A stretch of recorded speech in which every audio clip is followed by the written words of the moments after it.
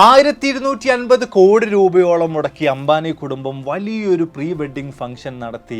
ഏതാനും മാസങ്ങൾ പിന്നിടുമ്പോൾ ഇപ്പോഴിതാ കടലിൽ വെച്ചുകൊണ്ട് ഏറെക്കുറെ 1000 കോടി രൂപയോളം ചിലവാക്കി വളരെ രഹസ്യമായി അവർ മറ്റൊരു പ്രീ വെഡ്ഡിംഗ് ഫംഗ്ഷൻ കൂടെ നടത്തി കഴിഞ്ഞിരിക്കുകയാണ്.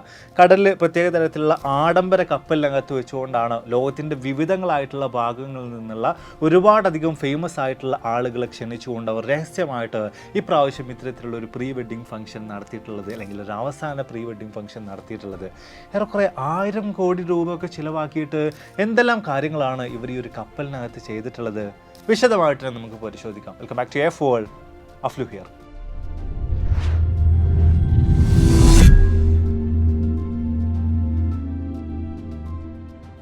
ഇന്ത്യയിലെ ഏറ്റവും വലിയ കോടീശ്വരനായിട്ടുള്ള മുകേഷ് അംബാനിയുടെ മകൻ അനന്ത് അംബാനിയുടെയും അതുപോലെ തന്നെ രാധിക മെർച്ചൻറ്റിൻ്റെയും പ്രീ വെഡ്ഡിംഗ് ഫംഗ്ഷൻ ഈ കഴിഞ്ഞ മാർച്ച് മാസത്തിലാണ് നടന്നിട്ടുണ്ടായിരുന്നത്. അവിടെയും കോടാനുകോടി രൂപ ചിലവാക്കി ഏറെക്കുറെ 1250 കോടി രൂപക്കും മുകളിൽ ചിലവാക്കിയിട്ടാണ് അത്യാഡംബരങ്ങൾ നിറഞ്ഞ നിലയിൽ അവർ ആ ഒരു ഫംഗ്ഷൻ നടത്തിയിട്ടുണ്ടായിരുന്നത്. ഒരുപാടധികം സെലിബ്രിറ്റീസും ഒരുപാടധികം ഫേമസ് ആയിട്ടുള്ള ആളുകളൊക്കെ തന്നെയും ആ ഒരു ഫംഗ്ഷനിൽ സംബന്ധിച്ചിട്ടുണ്ടായിരുന്നു, ആ ഫംഗ്ഷനിലേക്ക് എത്തിയിട്ടുണ്ടായിരുന്നു. വിശദമായിട്ട് ആ കാര്യങ്ങളെക്കുറിച്ചൊക്കെ തന്നെയും പല വീഡിയോകളായിട്ട് നമ്മൾ സംസാരിച്ചിട്ടുണ്ട്.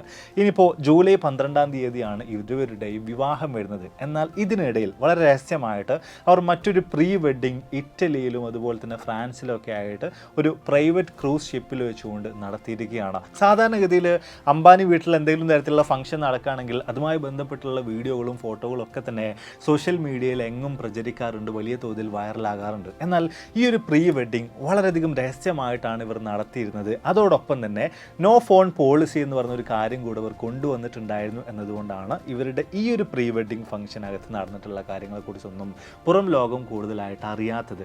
അതായത് എത്ര വലിയ സെലിബ്രിറ്റീസ് ആണ് എങ്കിൽ പോലും അവർക്കൊന്നും തന്നെ അവരുടെ സ്വന്തം മൊബൈൽ ഫോണുകൾ ഈ ആഡംബര കപ്പലിനകത്ത് വെച്ചുകൊണ്ടിരിക്കുന്ന ഫംഗ്ഷനുകളിലേക്കൊന്നും തന്നെ കൊണ്ടുപോകാനുള്ള അനുമതികൾ ഉണ്ടായിരുന്നില്ല. അതായത് ബോളിവുഡിലൊക്കെ ഏറ്റവും പ്രശസ്തരായിട്ടുള്ള ഷാറൂഖ് ഖാനെ പോലുള്ള ആക്ടേഴ്സും ഒരുപാടധികം ഫേമസ് ആയിട്ടുള്ള ആളുകളൊക്കെ ഈ ഫംഗ്ഷനിൽ ഉണ്ടായിരുന്നുവെങ്കിലും അവർക്കൊക്കെ തന്നെയും അവരുടെ മൊബൈൽ ഫോണുകൾ മാറ്റിവെച്ച് മാത്രമേ ഈ കപ്പലിനകത്ത് നടന്നുകൊണ്ടിരുന്ന വ്യത്യസ്ത പരിപാടികളിലേക്ക് എൻ്റർ ചെയ്യാൻ സാധിക്കുമായിരുന്നുള്ളൂ. ഇറ്റലിയിൽ വെച്ചുകൊണ്ട് നടന്നിട്ടുണ്ടായിരുന്ന ഈ ഒരു സെക്കൻഡ് പ്രീ വെഡ്ഡിംഗ് ഫംഗ്ഷൻ അവർ പേര് നൽകിയിട്ടുണ്ടായിരുന്നത് ലാ ഡോൾസെ വിറ്റ ഇവൻ്റ് എന്നാണ്. അതായത് ഏറ്റവും ഒരു അവസാനത്തെ ആഘോഷം എന്നുള്ള നിലക്കൊക്കെയാണ് ഇതിൻ്റെ പേര് ഇവർ നൽകിയിട്ടുണ്ടായിരുന്നത്.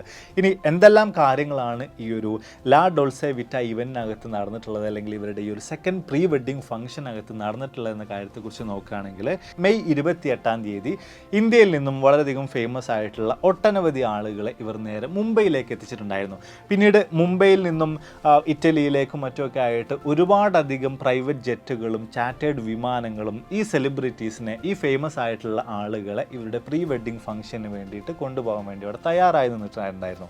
അതിൽ തന്നെ വളരെയധികം ലക്ഷറിയസ് ആയിട്ടുള്ള വിമാനങ്ങൾ തന്നെയാണ് ഈ ഗസ്റ്റുകളെയൊക്കെ തന്നെയും കൊണ്ടുപോകാൻ വേണ്ടിയിട്ട് അംബാനി കുടുംബം ഉപയോഗിച്ചിട്ടുണ്ടായിരുന്നത്.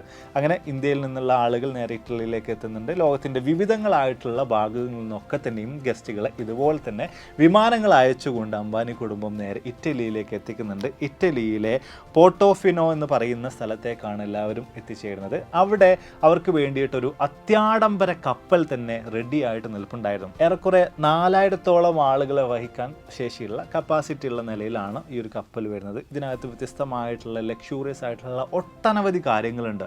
എങ്കിൽ കൂടെയും പല റിപ്പോർട്ടുകളും പ്രകാരം നമുക്ക് മനസ്സിലാക്കാൻ സാധിക്കുന്നത് ഏറെക്കുറെ 1200-ഓളം വരുന്ന ആളുകളെയാണ്, ഗസ്റ്റുകളെയാണ് ഇവർ ക്ഷണിച്ചിട്ടുണ്ടായിരുന്നത്, ഈ ഒരു ഇവൻറ്റിലേക്ക് ഇൻവൈറ്റ് ചെയ്തിട്ടുണ്ടായിരുന്നത്. അതിൽ തന്നെ വ്യത്യസ്ത തരത്തിലുള്ള മാധ്യമങ്ങളൊക്കെ പരിശോധിച്ച് നോക്കുമ്പോൾ ഈ ആളുകളുടെ എണ്ണത്തിൽ പോലും ഡിഫറൻസ് നമുക്ക് കാണാൻ സാധിക്കുന്നുണ്ട്.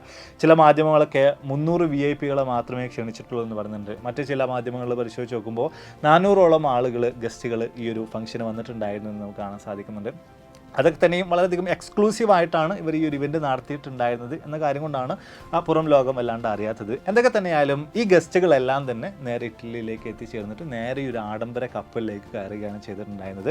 അവർക്ക് വേണ്ടിയിട്ട് അന്നേ ദിവസം, ആദ്യത്തെ ദിവസം തന്നെ ഒരു വെൽക്കം ലഞ്ചാണ് ആദ്യമായിട്ട് അംബാനി കുടുംബം അറേഞ്ച് ചെയ്തിട്ടുണ്ടായിരുന്നത്. പിന്നീട് അങ്ങോട്ട് വ്യത്യസ്ത തരത്തിലുള്ള സെലിബ്രേഷൻസ്, വ്യത്യസ്ത തരത്തിലുള്ള പാർട്ടികളൊക്കെ തന്നെ തുടങ്ങുകയാണ്. ഈ ഒരു ഇവൻറ്റുകളുടെ ഒക്കെ തന്നെ തുടക്കം എന്ന് പറയുന്നത് മെയ് 29-ാം തീയതിയാണ്. അന്നേ ദിവസം രാത്രിയിൽ പാർട്ടിയിൽ ഒരു പ്രത്യേക തരത്തിലുള്ള പാർട്ടി ഉണ്ടായിരുന്നു. ഒരു സ്റ്റാർ നൈറ്റ് തീമാണ് അതിനുണ്ടായിരുന്നത്. അപ്പം ആ ഒരു തീമിനോട് മാച്ച് ആയിട്ടുള്ള വസ്ത്രങ്ങളും മറ്റൊക്കെ ധരിച്ചിട്ട് ഈ VIP കളായിട്ടുള്ള ഇവരുടെ ഗസ്റ്റുകൾ എല്ലാവരും തന്നെ ഈ ഒരു ഫംഗ്ഷന്, ഈ ഒരു ഇവൻറ്റിന് എത്തിച്ചേരുന്നുണ്ട്. എല്ലാവരും പാർട്ടി നല്ല രീതിയിൽ തന്നെ ആഘോഷിക്കുന്നുണ്ട്. പക്ഷേ അവിടെയൊക്കെ തന്നെയും ഈ ഗസ്റ്റുകൾ എല്ലാവരും തന്നെ അവരുടെ മൊബൈൽ ഫോണുകൾ മാറ്റി വെച്ചിട്ട് മാത്രമായിരുന്നു ഈ ഒരു ഫംഗ്ഷനിലേക്ക് എൻ്റർ ചെയ്തിട്ടുണ്ടായിരുന്നത്. അതിനുശേഷം രണ്ടാമത്തെ ദിവസം റോമൻ ഹോളിഡേ എന്ന് പറഞ്ഞുകൊണ്ട് മറ്റൊരു ഇവൻറ്റ്, മറ്റൊരു പാർട്ടി തന്നെ അവർ നടത്തിയിട്ടുണ്ടായിരുന്നു. ഈ ഒരു പാർട്ടിയുടെ പ്രത്യേകതയായിട്ട് പറയുന്നത് ഒരു ആൻഷ്യൻ റോമൻ കൾച്ചറിലുള്ള ആളുകൾ ധരിച്ചിരുന്നത് പോലുള്ള വസ്ത്രങ്ങൾ ധരിച്ചുകൊണ്ടാണ് നമ്മളൊക്കെ കണ്ടുപരിചയമുള്ള വ്യത്യസ്ത തരത്തിലുള്ള സെലിബ്രിറ്റീസും VIP കളായിട്ടുള്ള ആളുകളും ഫേമസ് ആയിട്ടുള്ള ആളുകളൊക്കെ തന്നെയും ഈ പാർട്ടിയിലേക്ക് എത്തിച്ചേർന്നിട്ടുണ്ടായിരുന്നത് എന്നൊരു കാര്യമാണ്. അതായത് നിങ്ങൾ തീർച്ചയായിട്ടും കണ്ടിട്ടുണ്ടാവുമല്ലോ പഴയ റോമക്കാരുടെ ഒരു പ്രത്യേക തരത്തിലുള്ള വസ്ത്ര രീതി. അപ്പോൾ അതാണ് ഇവർ ധരിച്ചിരുന്നത് ഈ ഒരു ഫംഗ്ഷന് വേണ്ടിയിട്ട് എന്നൊക്കെയാണ് പറയുന്നത്. എത്രത്തോളം സത്യമുണ്ടെന്ന കാര്യങ്ങളെക്കുറിച്ച് അറിയില്ല. ഇവിടെയും വളരെയധികം എക്സ്ക്ലൂസീവ് ആയിട്ടാണ് ഈ ഒരു ഇവൻറ്റ് നടന്നിട്ടുള്ളത്. ഫോട്ടോസോ വീഡിയോസോ മറ്റൊന്നും പുറത്തേക്ക് വന്നിട്ടില്ല. അതുകൊണ്ടൊക്കെ തന്നെ എത്രത്തോളം ഈ കാര്യത്തിൽ സത്യമുണ്ടെന്ന കാര്യത്തെക്കുറിച്ച് വലിയ ഐഡിയ ഒന്നുമില്ല. ഏതായാലും ഇങ്ങനെയൊക്കെയാണ് നടന്നിട്ടുള്ളത് എന്നാണ് പറയപ്പെടുന്നത്. അതിനുശേഷം പിന്നീട് മൂന്നാമത്തെ ദിവസം May 31 we turns 1 under the sun എന്ന് പറഞ്ഞുകൊണ്ട് ഒരു പ്രത്യേക തരത്തിലൊരു ഫംഗ്ഷൻ അവിടെ നടത്തിയിട്ടുണ്ടായിരുന്നു. ഇത് 31-ാം തീയതി രാവിലെയൊക്കെയാണ് നടന്നിട്ടുണ്ടായിരുന്നത്. അതായത് മുകേഷ് അംബാനിയുടെ ഗ്രാൻഡ് ചൈൽഡിന് അഥവാ പേരക്കുട്ടിക്ക് 1 വയസ്സ് പ്രായം തികച്ചിട്ടുണ്ടായിരുന്നു. അപ്പോൾ അതിൻ്റെ ഒരു പ്രത്യേക തരത്തിലുള്ള ഒരു പാർട്ടിയൊക്കെയാണ്, പ്രത്യേക തീമിലൊക്കെയാണ് അവർ ഈ ഒരു പാർട്ടി ഈ ഒരു ആഡംബര കപ്പലിനകത്ത് വെച്ചുകൊണ്ട് നടത്തിയിട്ടുണ്ടായിരുന്നത്. അതുപോലെ തന്നെ അന്നേ ദിവസം രാത്രിയിൽ ഒരു ബോൾ പാർട്ടി കൂടെ അവർ നടത്തിയിട്ടുണ്ടായിരുന്നു. പ്രത്യേക തരത്തിലുള്ള മാസ്കുകളും മറ്റൊക്കെ വെച്ചിട്ട് നടത്തുന്ന ചില പാർട്ടികൾ തീർച്ചയായും നിങ്ങൾ കണ്ടിട്ടുണ്ടാവും പല ഹോളിവുഡ് സിനിമകളിലൊക്കെ.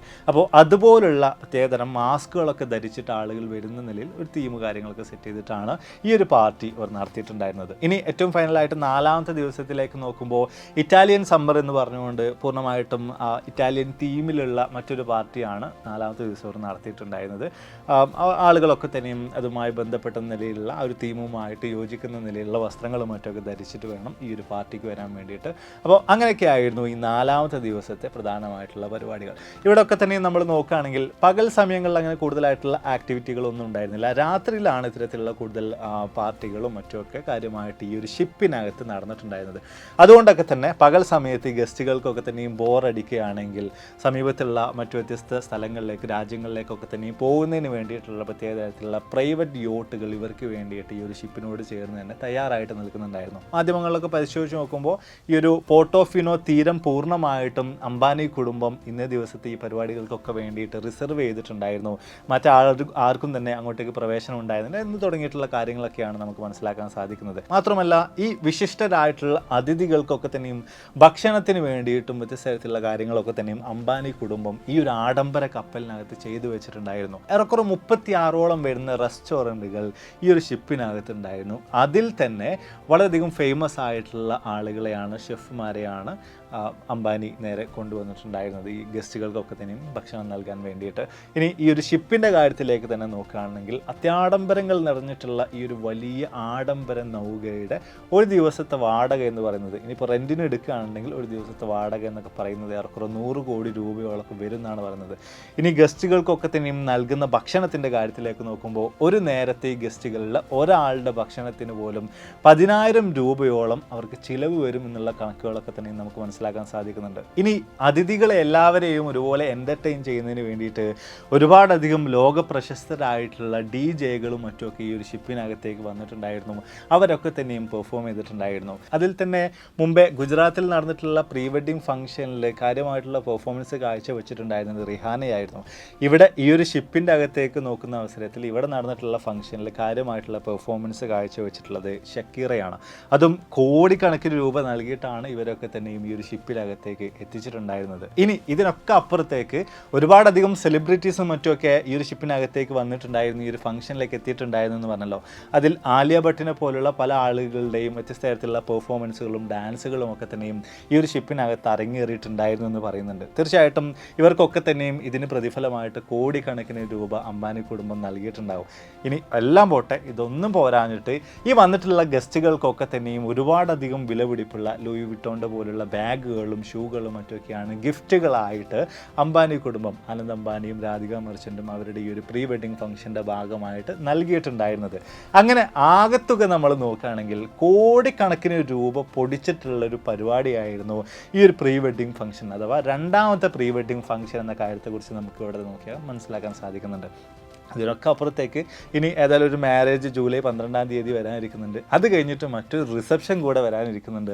ഇവർക്ക് ഇത് തന്നെയാണോ പണി എന്നൊക്കെ തീർച്ചയായിട്ടും നമുക്കൊക്കെ തന്നെയും തോന്നിപ്പോവും.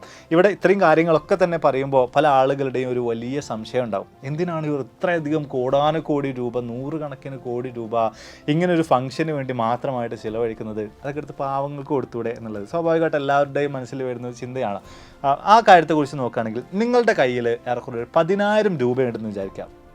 അതിൽ നിന്നും നിങ്ങളൊരു 10 രൂപ അല്ലെങ്കിൽ 20 രൂപ എടുത്തിട്ട് എന്തെങ്കിലും നിങ്ങൾക്ക് ഇഷ്ടമുള്ളൊരു കാര്യം ചെയ്യാൻ വേണ്ടി നീക്കിയൊക്കെയാണെങ്കിൽ എങ്ങനെ ഇരിക്കും? അത് നിങ്ങളെ എന്തെങ്കിലും തരത്തിൽ അഫക്റ്റ് ചെയ്യുന്നുണ്ടാവും? ഇല്ല. ഈ ഒരു രീതിയിലൊക്കെ തന്നെയാണ് ഇത്രയും കോടിക്കണക്കിന് രൂപ ചിലവാക്കി കഴിഞ്ഞാലും അംബാനി കുടുംബത്തിന് സംഭവിക്കുന്നത്. അവർക്ക് ഇതുകൊണ്ട് വലിയ രീതിയിൽ യാതൊരു പ്രശ്നങ്ങളും വരുന്നില്ല. ഇതൊക്കെ തന്നെയും അങ്ങനെ സ്വരുക്കൂട്ടി കയ്യിൽ വെച്ച് കയ്യിൽ പിടിച്ചിരിക്കുന്നതിനേക്കാൾ എന്തുകൊണ്ടും നല്ലതാണ് ഇത്തരത്തിലുള്ള വ്യത്യസ്ത പരിപാടികളിലൂടെ അവരുടെ കയ്യിലുള്ള ഈ ഒരു പണമൊക്കെ എക്കോണമിയിലേക്ക് ഒഴുകുന്നത്, ആളുകളുടെ കയ്യിലേക്ക് വ്യത്യസ്ത തരത്തിലുള്ള മേഖലകളിലേക്കൊക്കെ തന്നെ ഒഴുകുന്നത്. അപ്പോൾ തീർച്ചയായിട്ടും അതിൻ്റേതായിട്ടുള്ള വളർച്ച ആ ഒരു രാജ്യത്തിന്, ആ ഒരു എക്കോണമിക്കൊക്കെ തീർച്ചയായിട്ടും ഉണ്ടാകുന്നതായിരിക്കും. മുമ്പേ നടന്നിട്ടുള്ള ഫംഗ്ഷൻ ഇന്ത്യയിലായിരുന്നു.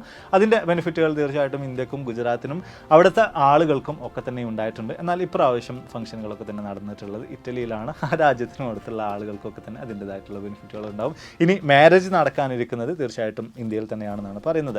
അപ്പോൾ വീഡിയോ തീർച്ചയായും നിങ്ങൾക്ക് ഇഷ്ടമായി കാണുമെന്ന് വിചാരിക്കുന്നു. ഒരുപാടധികം ഇൻട്രസ്റ്റിംഗ് ആയിട്ടുള്ള അംബാനി കുടുംബവുമായി ബന്ധപ്പെട്ട, അഥവാ ഇന്ത്യയിലെ ഏറ്റവും വലിയ പണക്കാരൻ്റെ വീട്ടിൽ നടക്കുന്ന ഫംഗ്ഷനുമായി ബന്ധപ്പെട്ട വ്യത്യസ്ത കാര്യങ്ങൾ നിങ്ങൾക്ക് ഈ വീഡിയോയിലൂടെ മനസ്സിലാക്കാൻ സാധിച്ചു എന്ന് വിചാരിക്കുന്നു. വീഡിയോയെക്കുറിച്ചുള്ള നിങ്ങളുടെ അഭിപ്രായങ്ങൾ തീർച്ചയായും താഴ്ന്ന് രേഖപ്പെടുത്താൻ മറക്കരുത്. ഇതുപോലെ തന്നെ ഒരു 1000 കോടി രൂപ ഞാൻ നിങ്ങൾക്ക് വെച്ച് നൽകുകയാണെങ്കിൽ ആ 1000 കോടി രൂപ കൊണ്ട് നിങ്ങൾ ഇതുപോലൊരു ഫംഗ്ഷൻ നടത്തുമോ, അതോ മറ്റെന്തെങ്കിലും കാര്യമായിരിക്കുമോ ചെയ്യുക? അത്തരത്തിൽ നിങ്ങൾ ചെയ്യാൻ ഉദ്ദേശിക്കുന്ന ആ കാര്യങ്ങൾ എന്തൊക്കെയായിരിക്കും? അതിനെക്കുറിച്ച് തീർച്ചയായും താഴ്ന്ന് രേഖപ്പെടുത്താൻ മറക്കരുത്. ഇനിയിപ്പോൾ ഏതായാലും ജൂലൈ 12-ാം തീയതി ഇവരുടെ വിവാഹം നടക്കുന്നുണ്ട്. അവിടെയും കോടാനുകോടി രൂപ പൊട്ടാൻ പോവാണ്. അതിനെക്കുറിച്ചിട്ടുള്ള വീഡിയോകൾ വേണമെങ്കിൽ ആ കാര്യങ്ങളെക്കുറിച്ചും താഴെ രേഖപ്പെടുത്താൻ മറക്കരുത്. അപ്പോൾ ഇതിൽ നല്ല ഒരുപാടധികം വീഡിയോസുകളുമായിട്ട് കണ്ടുമുട്ടാമെന്ന പ്രതീക്ഷയോടെ ബൈ.